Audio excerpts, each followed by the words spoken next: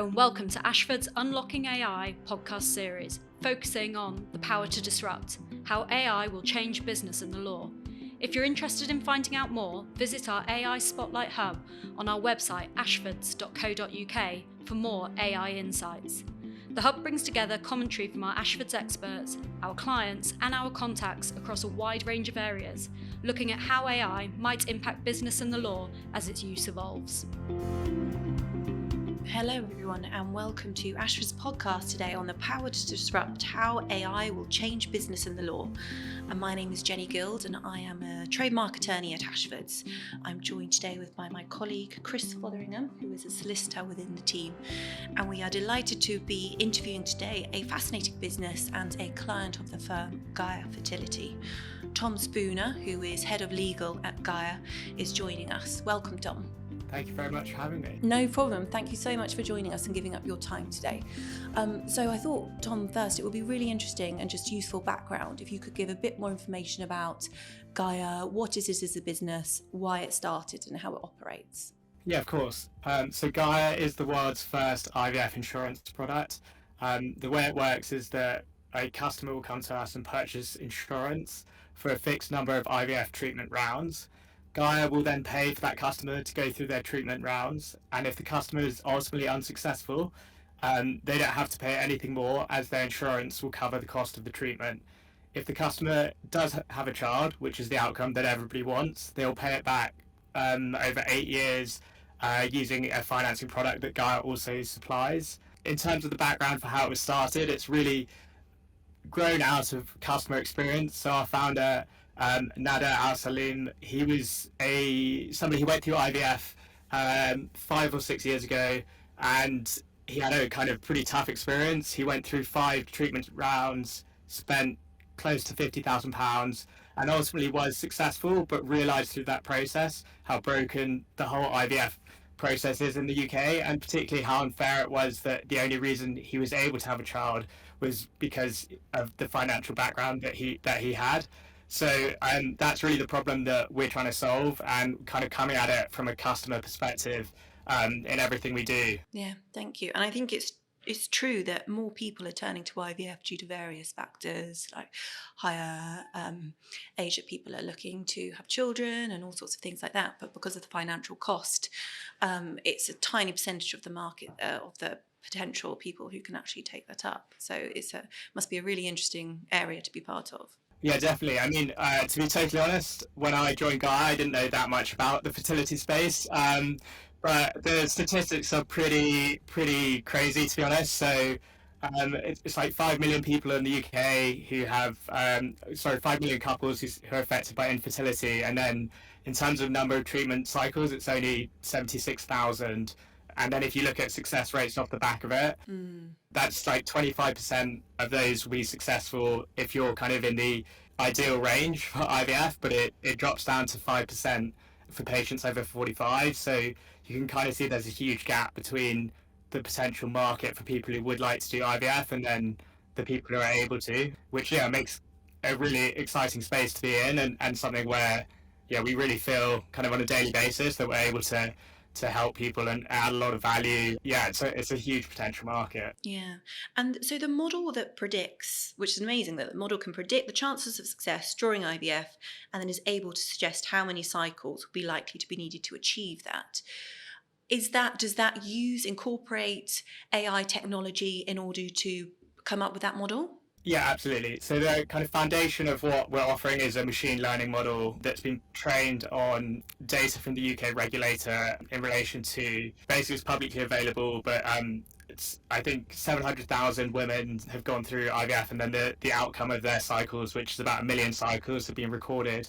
We've then trained a machine learning model on that data to, one, assess eligibility for our insurance product, and then 2, predict the likelihood of a customer being successful over their insured rounds. And that's used to calculate the premium payment. Obviously, with an insurance product, you're trying to target a loss ratio between, I guess, the number of people that you have to ultimately pay out on versus the number of people who don't need to claim on the insurance. So the model looks at various things that the patient or the customer will give us, So like things such as age, previous IVF treatment, and then things like known fertility issues all impact the success prediction. One of the kind of interesting things at the moment is that we predict on a kind of cycle by cycle basis rather than being able to link the cycles together because the data set doesn't link cycles. So that's one thing that we're kind of looking at longer term as we have more customers and get a better quality of data. We should be able to kind of improve the accuracy of the prediction by linking cycles together. But yeah, I mean, like one thing that's interesting to think about is that I didn't know a lot about when I joined, but is how important the data input is into a machine learning model, and the quality of data that you get is kind of actually more important than the volume almost. So yeah, it's something that Gaia like long term is looking to really improve the data sets that are available around IVF and yeah, have much more consistency between the way in which, at least for our data set, how results are recorded, the inputs that go into them, and hopefully that will allow us to really refine the accuracy of our predictions. Oh, interesting. So yours really is a business that is sort of founded on AI, essentially. I mean, without that sort of ability to predict and constantly evolve, because I think, was it 2019 it was started? So in 4 years, presumably all that time you've been sort of refining and, as you say, adding to that data set and really improving the training. Yeah, absolutely. It's been, I think it was quite a long journey to get the original model built. I have to say that was pre my time as a lawyer. I think it wasn't in high demand at that point. But one of the challenges with the business in terms of from 2019 till now, the product only went live at the beginning of this year. And that's partly because we're operating in such a regulated space, both on the financing side and the insurance side. And just getting everything lined up to launch a product from that perspective has taken a really long time. And also being a first mover in the space, I think there was a huge amount of work to get kind of our underwriters on board with.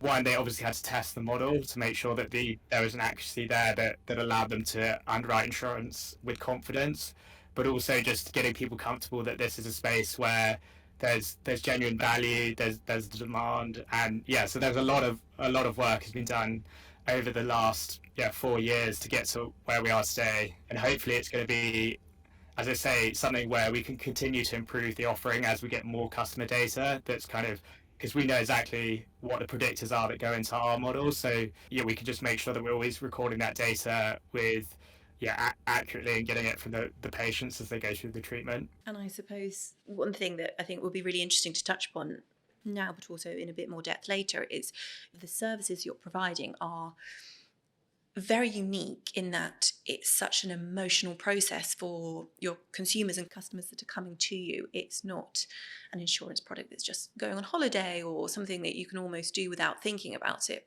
Presumably people come to you and they're very emotionally invested, and I understand that this is, part of the reason that the company was set up, to try and take away a bit of that emotional toll that going through the process of IVF can take. But I assume that maybe that has an impact on your ability to perhaps create that data, because you have to be very sensitive with your consumers and customers that you're working with, and what information is okay to ask if they can take, and all of that aspect of it.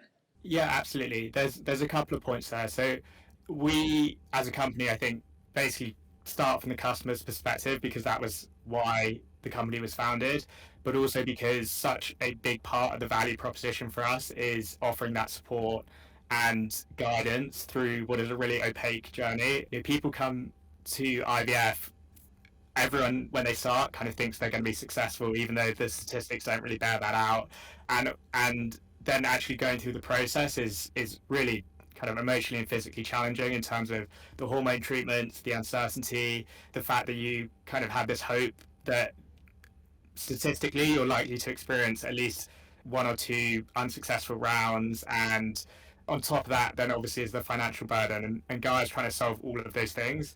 I think in relation to what we've been quite fortunate with on the data side is that when you start the IVF process, you go to a clinic and you basically have a kind of assessment where a lot of data is collected, and that data is all the data that we need to do the initial predictions.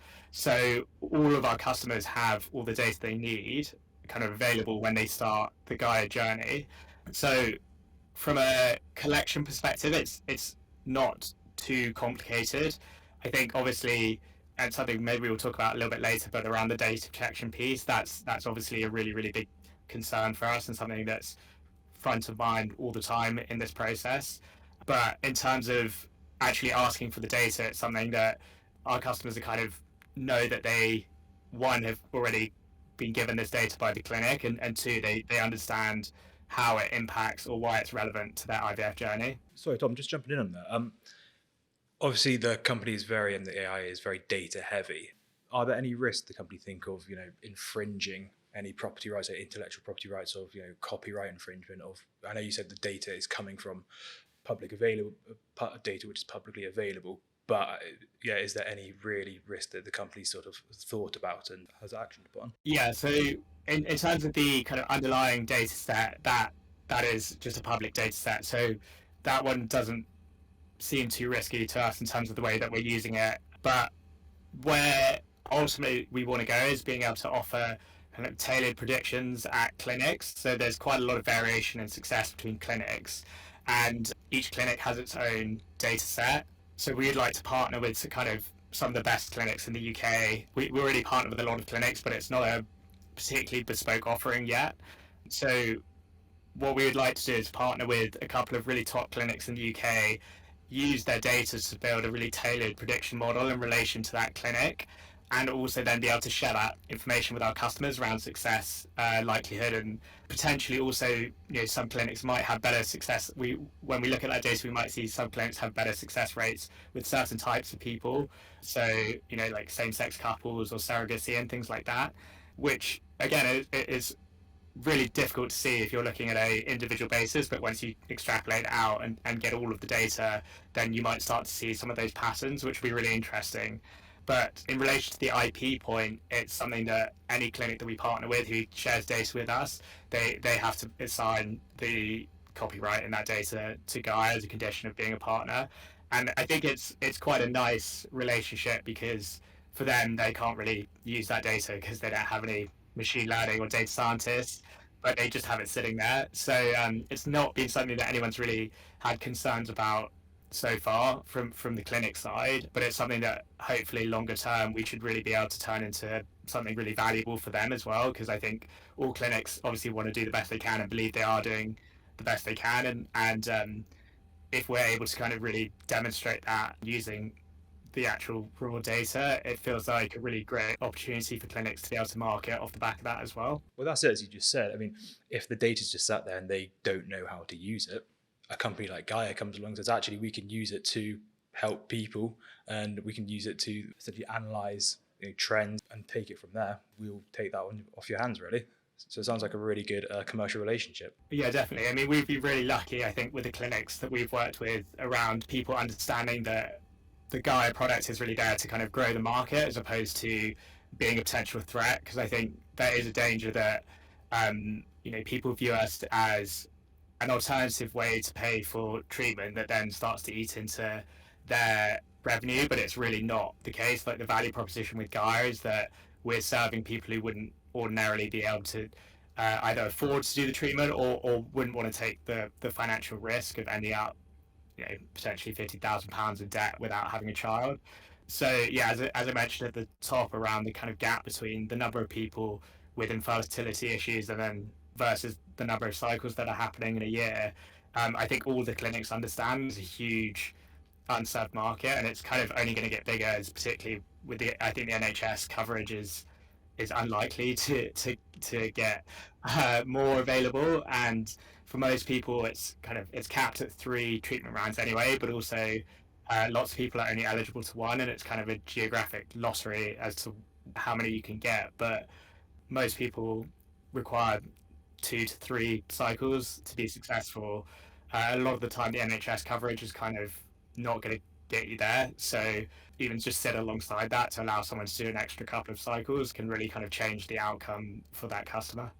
And I think, Tom, that relationship with the clinics that you've spoken about, that must be really important. And my understanding is that one of the pilot projects you're looking at within the company, sort of developing the AI technology and how that can help you in a business, is looking at the internal process of paying invoices from those clinics. Yeah, that's right. So because Gaia pays for the treatment up front, we are effectively invoiced for every customer's treatment. And contrary to what I thought before we started this project, there's quite a variety of ways in which people invoice us. So medications are often invoiced separately. Sometimes treatments are aggregated, or sometimes they're invoiced separately.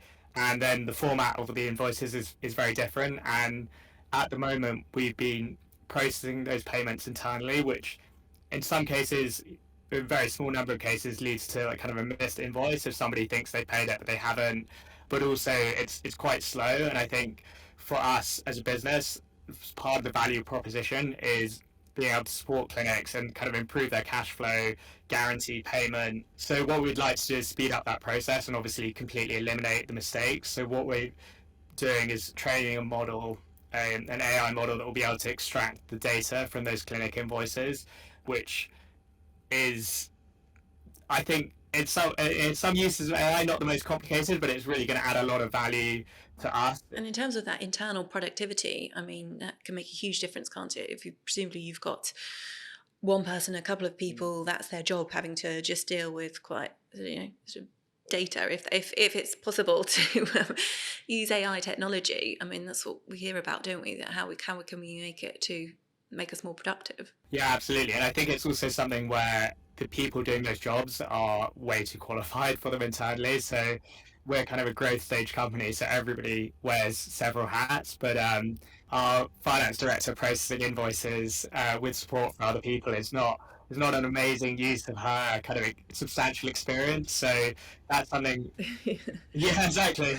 That's something we're really excited about, kind of being able to take off her hands, because everybody's got lots of jobs to do, and paying invoices probably shouldn't be one that's taking up a lot of your time. No. And I suppose, as Chris mentioned earlier about that sort of the legal aspect of it, I suppose presumably the information when it comes to you has quite a lot of very private information. Again, your particular area of business has got this sort of added sensitivity of it's not only financial data, it's also health data. So what steps, I suppose, will be taking as part of the new pilot to make sure that that is protected and kept safe? So yeah, that's probably the biggest concern for us, and I think that's why it's a pilot project at the moment, because what we've done so far is just completely anonymize the invoices to train the model, which is obviously the best from a data protection perspective, the best way to approach it. What we'd ultimately like to do is kind of work with clinics who, as I mentioned, have like that core partner set of clinics and have them encrypt the invoices at their end. So basically de-identify them, send them to us. We can then handle them internally using a kind of local model. That would be the goal. At the moment for the pilot, we're using a cloud-based model, AI model, which is fine, obviously, when you're not sending personal data.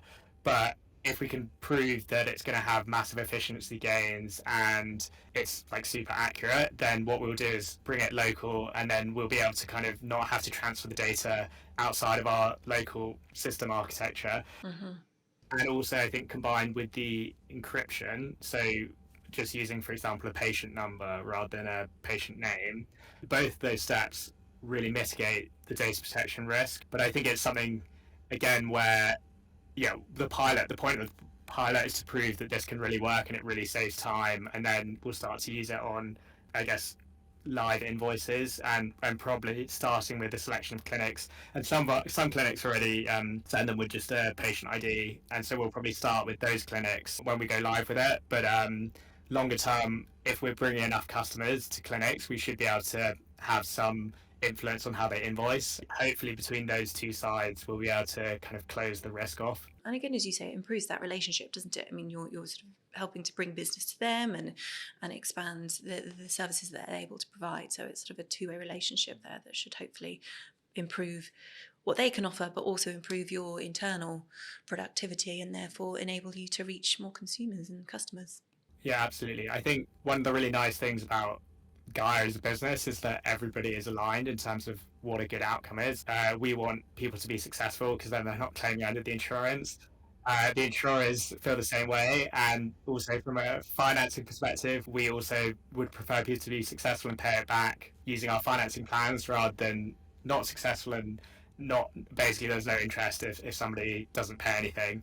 And then similarly on the clinic side, they want people going through as many treatment rounds as they need to be successful, and like 40% of people will stop a treatment after one treatment round, which is not great from a clinic perspective. But part of the reason for that is kind of cost for the individual as well as the emotional side. But if Gaia can allow people to go through those kind of 3 rounds that you need to be successful, that's much better from a clinic perspective as well, and also it kind of improves their statistics around success rates as well. So I think there's really good alignment between Gaia and kind of everyone in the space. Yeah, it's just about finding a way to do it efficiently, I suppose. It must be nice to be a very positive business with everyone working together on the same goal, same aim.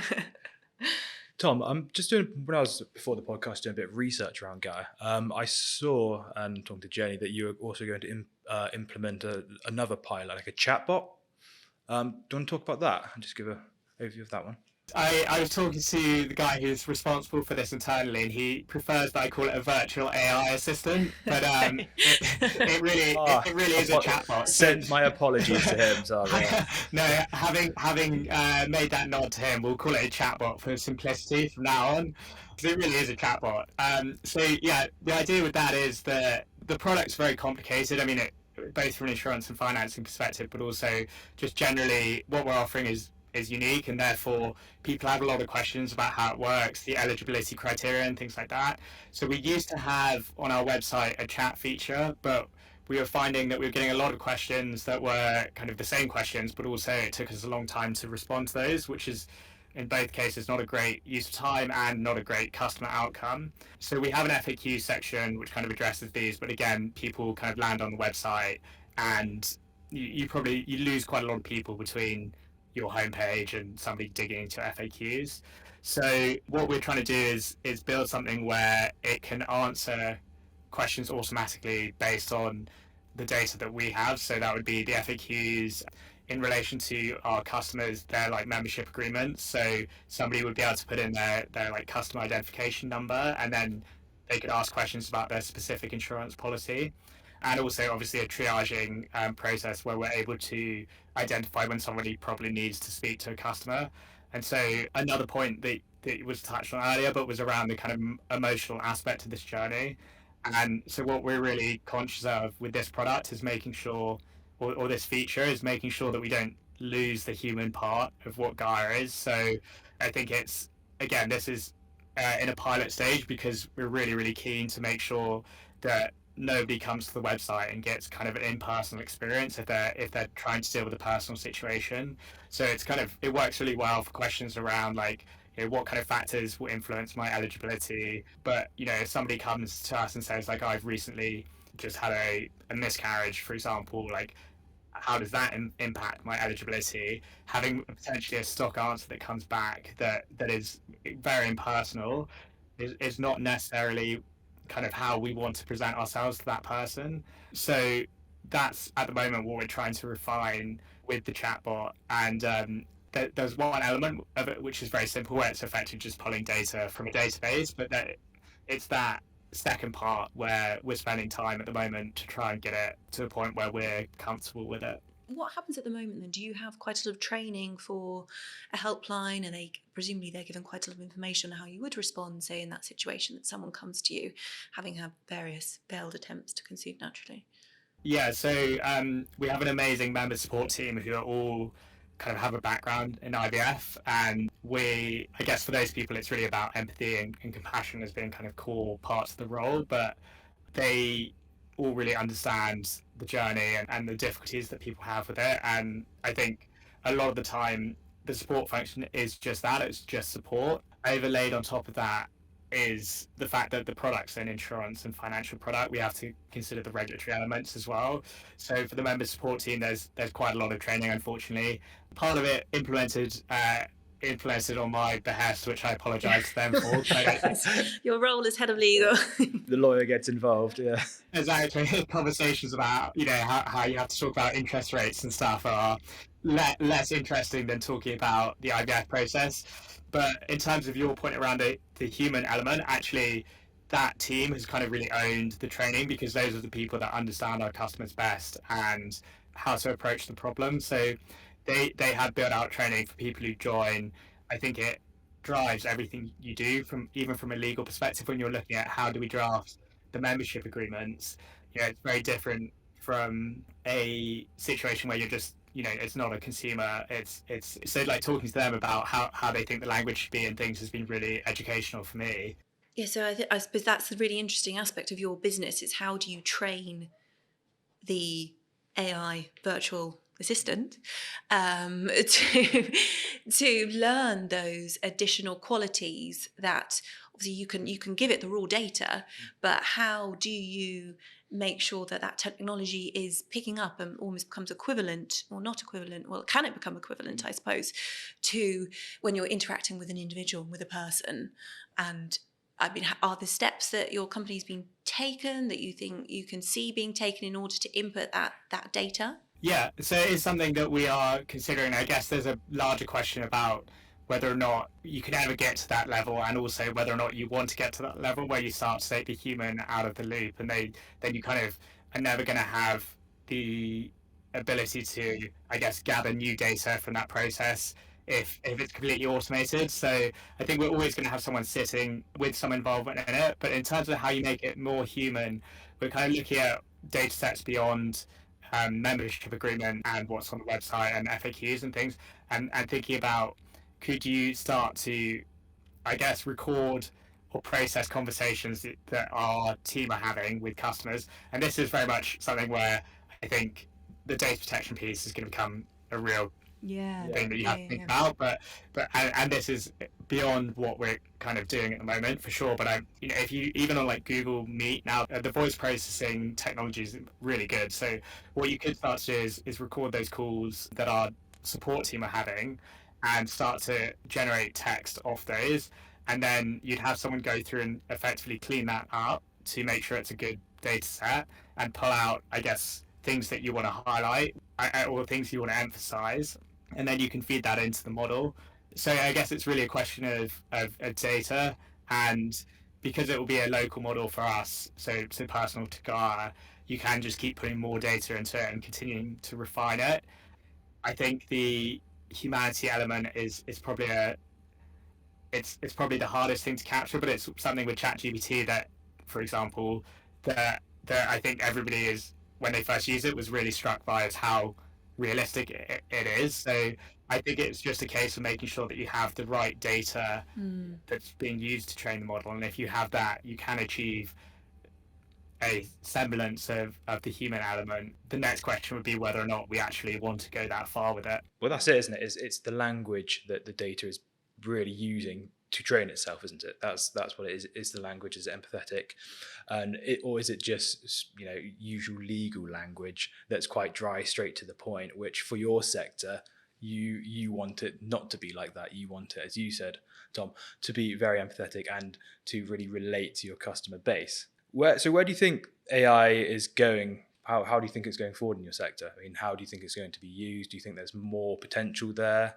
I mean, obviously you guys are driving it forward, but where do you see it going? Yeah, I think this is very much the start in terms of what you can do with it. I'd say we are using AI in a sophisticated way when you look at, compared to maybe traditional industries, so like with traditional insurers, dare I say it, law firms as well. But I think there's people who are kind of specializing in individual solutions for each part of the process. And I think if you take customer support, for example, I'd be amazed if 90% of customer support is not automated using something like this, for particularly in the insurance industry. But at every stage of the process, you can use AI in similar ways to the way which Gaia's using it, but make it more integrated into your product. So, for example, that for us, one area that we haven't even looked at is claims processing.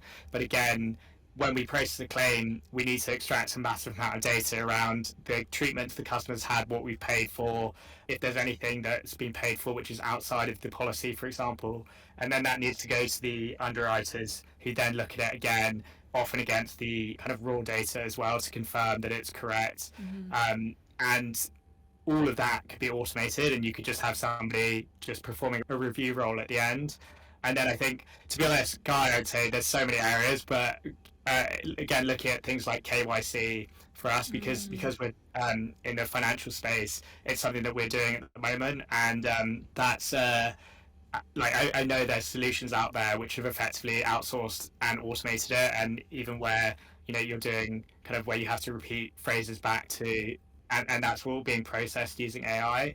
So there's so many opportunities, and I think for us as a business, it's really, we're going to slowly tick through the lowest hanging fruit, and I think ultimately I think it'll probably be more on the back end where AI will be a lot more useful for us as opposed to customer facing things, because as I say, that human element is so important to us as a brand. But even in relation to things like credit decisioning, again, it's looking at like vast amounts of data, and at the moment we manually underwrite, and I mean that's probably going to have to be the case for quite a long time. But all of this is anywhere where there's data, there's large amounts of data. I feel ultimately people are going to be selling products to solve this, and I'll probably get a load of LinkedIn messages from people who are doing this after this podcast trying to sell me their solutions. But it's I think insurance and finance are both areas where there's huge opportunities to automate processes. And also I think the thing that I think everybody here really believes is that the automation process should improve the quality as well.